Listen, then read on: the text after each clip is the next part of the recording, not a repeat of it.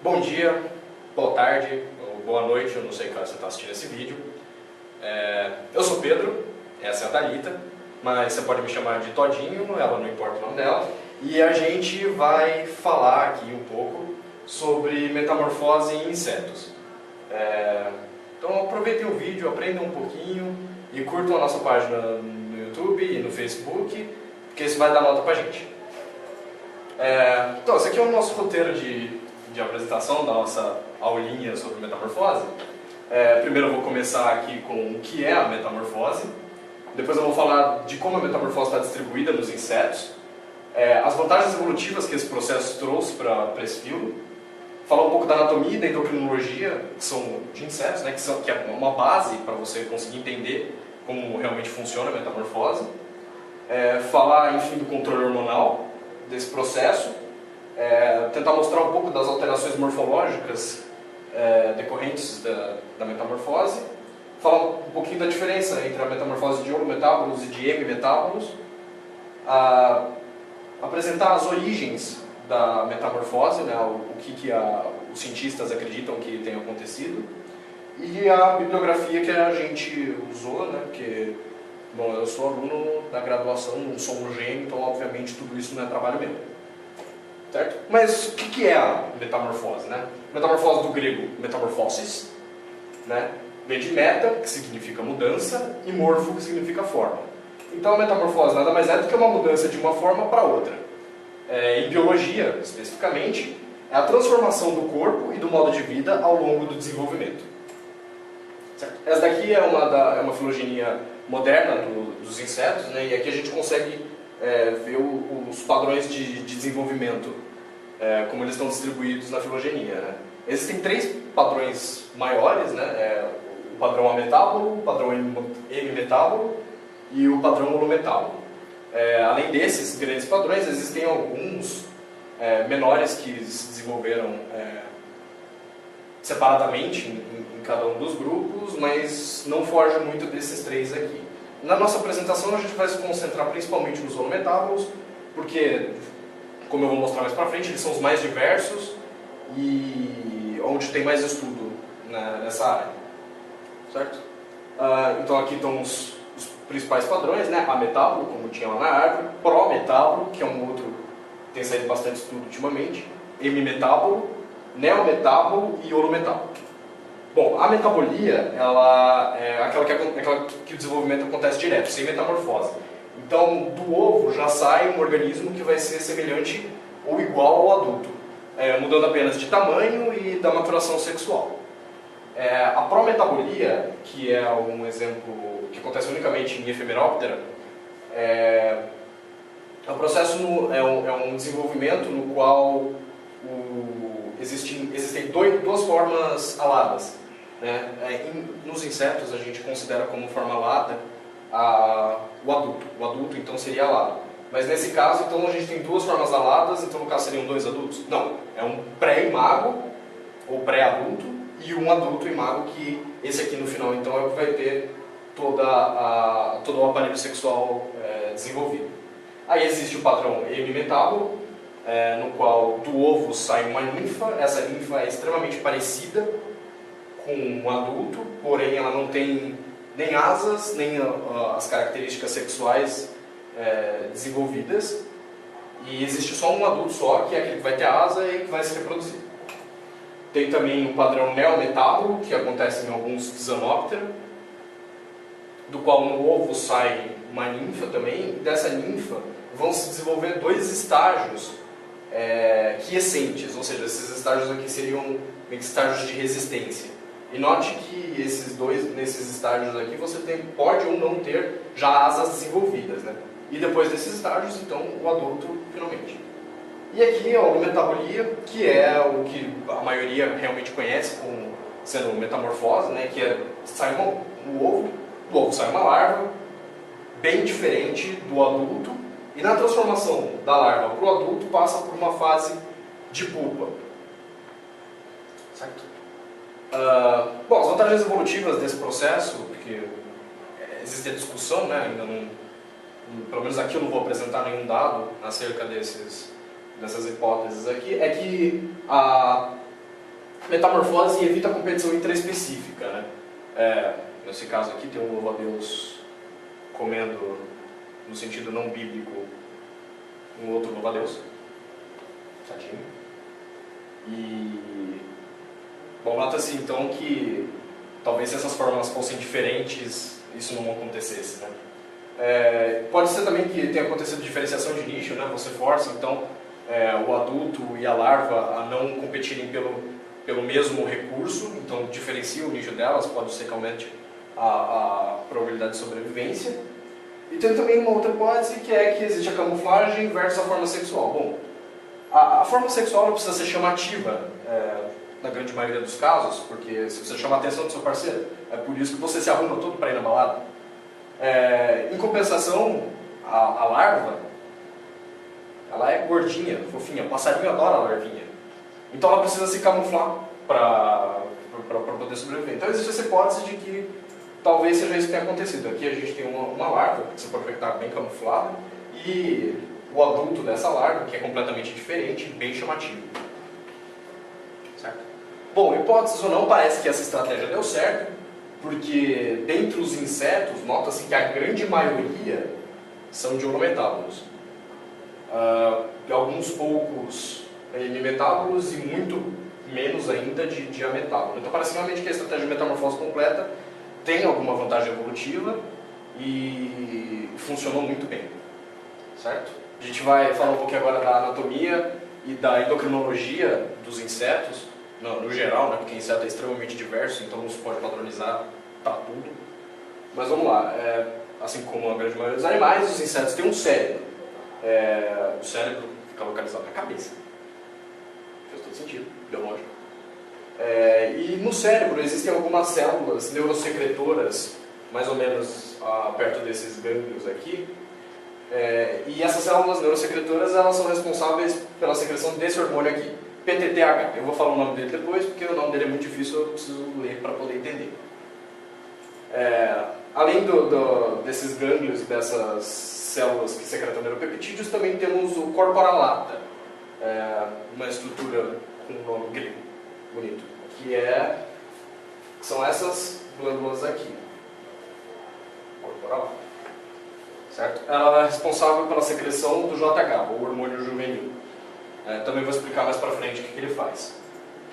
E além disso, o cérebro localiza-se na cabeça e existe um cordão nervoso ventral nos insetos, e ao longo desse cordão existem vários gânglios nervosos.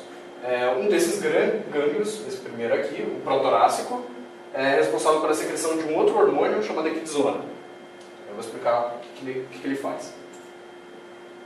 Bom, esses neuropeptídeos, que são secretados lá pelas células do cérebro, são principalmente essa alototropina estimulante e allotostatina inibitória. São dois neurohormônios que atuam no corpora lata e regulam essa função. O PTTH, ou prototoracicotrópico hormônio prototoracicotrópico, estimula a liberação de equidizona pelos gânglios protorácicos. Certo? O JH, ou o hormônio juvenil, é um hormônio esteroide, ele inibe a metamorfose e ao longo do desenvolvimento ele decai no último estágio da larva. Então aí, quando ele decai e os níveis estão baixos, o inseto de fato entra em metamorfose. Mas eu também vou explicar isso mais para frente. E finalmente tem a equidizona, também um hormônio esteroide, secretado pelas glândulas protorácicas, e elas estimulam a muda. Note que eu não falei metamorfose, elas estimulam a muda. Então entre uma ninfa e outra, ou entre uma larva e outra, quando acontece a muda, existe um pico de equidizona. Então aqui, existe um eixo, cérebro, corpora lata e glândula protorácica, que é muito similar a, por exemplo, o eixo hipotálamo-hipófise, gônadas, hipotálamo-hipófise adrenal, que existe na gente. Então, mais ou menos como funciona na gente também, como eu já expliquei. O cérebro tem a as células neurosecretoras, que vão liberar o neurohormônio, o PTTH. O PTTH vai atuar na glândula protorácica, estimulando a liberação de equidizona, e a equidizona vai funcionar em cada um dos estágios aí do ciclo de vida. Aí o corporalata, né, que também faz parte do sistema nervoso, vai liberar o JH, e o JH também vai ter a sua função nos estágios do desenvolvimento. Bom, então para que aconteça a metamorfose em imunometábolos, é necessário que haja ação conjunta entre esses dois hormônios. Como a gente pode ver aqui nesse gráfico, onde aqui tem o nível de hormônio e aqui tem o tempo, né? Então você vê que os níveis de hormônio juvenil, que é essa linha vermelha, vão decaindo ao longo do desenvolvimento até que chega na fase de pupa. E a equidizona, ela aumenta e abaixa em picos. Então o que a gente pode tirar de conclusão desse gráfico? É que a cada nível, a cada pico de equidizona, acontece uma muda. Então uma larva troca de exoesqueleto. Até o momento em que o hormônio que inibe a metamorfose está num nível tão baixo que quando tem um pico de equidizona, ele entra em pupa. Ele não vai fazer simplesmente uma muda, ele vai pupar. Aqui tem um outro gráfico com um pouquinho mais de precisão. A linha vermelha é a equidizona, a linha roxa é o PTTH, a linha verde é o hormônio juvenil e a linha azul é o peso do animal. Então a gente pode ver que quando o nível de hormônio juvenil cai e acontece o pico de equidizona, ocorre a pupação do inseto, certo?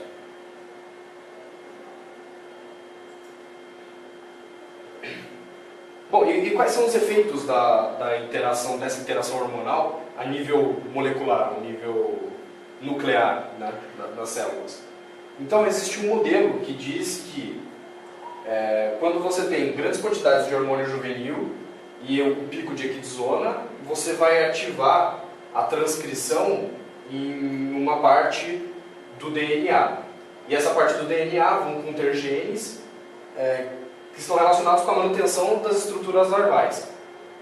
Em insetos a gente pode ver isso por causa dos puffs cromossômicos, que é esse cromossomo aqui que quando ele está em atividade de transcrição, forma esse puff aqui que está relacionado com a grande quantidade de RNA junto ali com o DNA. Certo?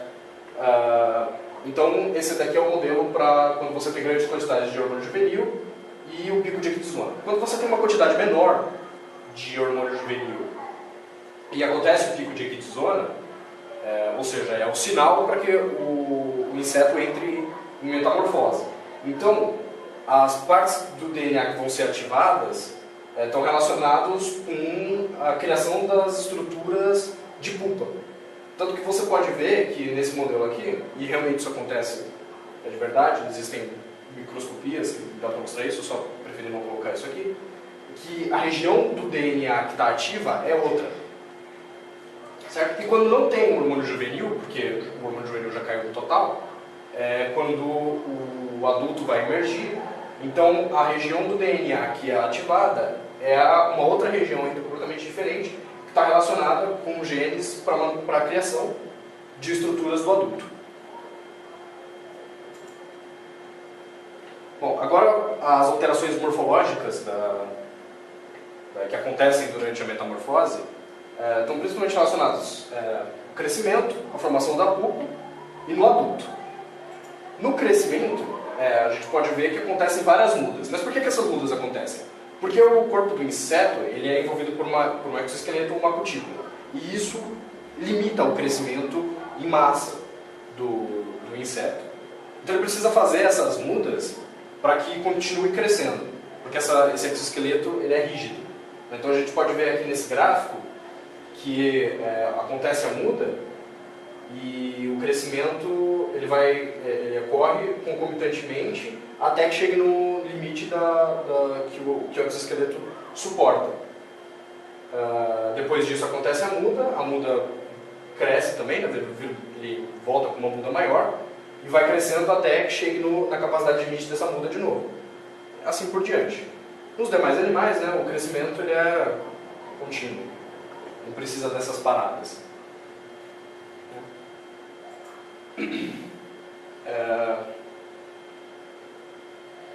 Bom, a pupa é onde acontece a metamorfose por inteiro, né, que é quando você sai de uma forma larval e vira uma forma completamente diferente, que é o adulto.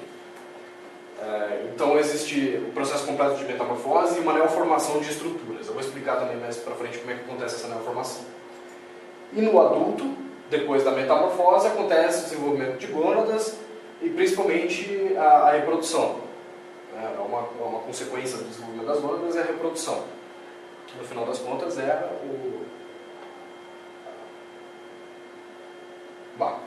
vou cortar essa parte. Bom, falando de novo da metamorfose, de todas aquelas alterações, o que acontece é que dentro do casulo ou dentro do local onde está acontecendo a metamorfose, todas as estruturas larvais elas são digeridas, elas desaparecem e só sobram o que a gente chama de disco imaginal. E esses discos imaginais, eles são células epiteliais indiferenciadas, podem ser chamadas de célula-tronco também, por que não? Mas que elas já estão destinadas a formar estruturas adultas, certo? E elas crescem durante a metamorfose, usando como nutrientes as estruturas antigas da larva. Então a gente pode ver que na larva já existem esses discos imaginais, eles já estão distribuídos ao longo do corpo, e que todo o resto da larva, exceto os discos imaginais e o cérebro, vão ser digeridos para poderem dar forma ao inseto adulto.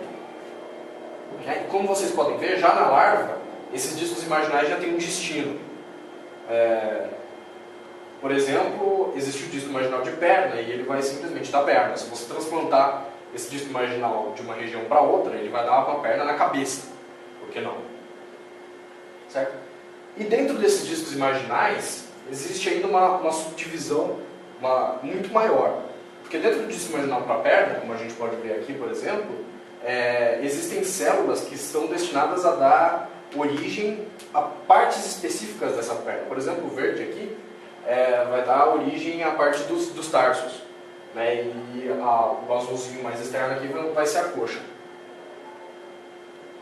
Então, além da especialização do disco como para dar origem a uma nova estrutura, existe a divisão dentro do disco que vai dar origem às subdivisões dessa estrutura. Bom, em hemimetábolo, isso tudo que eu falei até agora foi em holometábolo, todas essas regulações e tudo mais. Mas em hemimetábolo são basicamente as mesmas coisas. São exatamente os mesmos hormônios, a mesma cascata de sinalização, mas existem algumas diferenças. Por exemplo, holometábolos eles possuem um sistema de segurança, no qual o JH, na larva de último estar, inibe completamente a liberação de ecdizona, até que as condições sejam favoráveis. Então, quando as condições são favoráveis, finalmente decai o nível de JH, e aí a larva, enfim, entra em pupa. E a ecdizona tem uma outra função no último estar dos holometábolos. Elas induzem o animal a reduzir a sua alimentação e a procurar um local adequado para empupar. Então o animal ele para de comer e ele se esconde de maneira que ele possa se empupar e passar por todo esse processo de metamorfose de maneira segura. Bom, e agora, dada essa pequena aula, a Thalita vai explicar algumas teorias sobre a origem da metamorfose, como esse processo dos insetos surgiu. Vou falar aqui sobre a origem da metamorfose. Por falta de imagens que a gente não encontrou na internet sobre as explicações das hipóteses, a gente resolveu desenhar na lousa. Desculpa se o desenho está feio. Bom, existem duas hipóteses para explicar, elas se excluem. E as duas são baseadas em que os homometábolos eles vieram se desenvolveram a partir dos hemimetábolos. Mas elas se diferenciam nesses seguintes argumentos. Primeiro, eu vou falar da hipótese clássica. A hipótese clássica, ela fala de que a lava, na realidade, é um embrião, que ele se libertou do ovo e agora ele tem uma vida livre e se alimenta livremente. Então, na realidade, ele seria o embrião da fase dos hemimetábolos. E como ele faz faz essa função de se alimentar, a ninfa ficaria apenas se reduziria apenas a uma insta, que seria a pupa, nos homometábolos. E aí os dois, daí se transformariam no adulto. Então, recapitulando, nessa hipótese clássica, a lava seria o embrião do hemimetábulo e a pupa seria a ninfa, né, dos hemimetábulos. Já a hipótese oposta, que contradiz essa primeira hipótese clássica, na realidade, a lava, eles falam que a lava ela é semelhante à ninfa nos hemimetábulos. E a pupa seria uma aquisição nova, né, até a fase adulta. A hipótese oposta, ela refuta a primeira hipótese por muita coisa. A lava seria, na realidade, a ninfa dos hemimetábolos e a pupa seria uma aquisição nova. Então, essa é a hipótese mais aceita hoje em dia. Quais são os argumentos que ela usa para rebater a primeira hipótese, né? Antes, na primeira hipótese, as pessoas falavam que acreditava-se que o embrião seria prematuramente uma lava, seria um embrião livre, por falta de vitelo do ovo, né? Só que eles refutam isso falando que tanto os hemimetábolos como os homometábolos possuem a mesma quantidade de vitelo, então não existiria essa pressão seletiva para que o embrião saísse do ovo, né? E outra coisa, a lava dos homometábolos tem estruturas que são derivadas e não vieram do embrião, né? E, novamente, a pupa seria uma aquisição nova. Bom, pessoal, aqui está a bibliografia que a gente usou. Gostaria de agradecer a audiência, a paciência de todos vocês. Espero que tenham gostado. Dúvidas, comentários e sugestões, por favor, deixem aí embaixo. Quem sabe esse não é o start para eu fazer mais vídeo. Ou não, dá um trampo do caramba. Obrigado!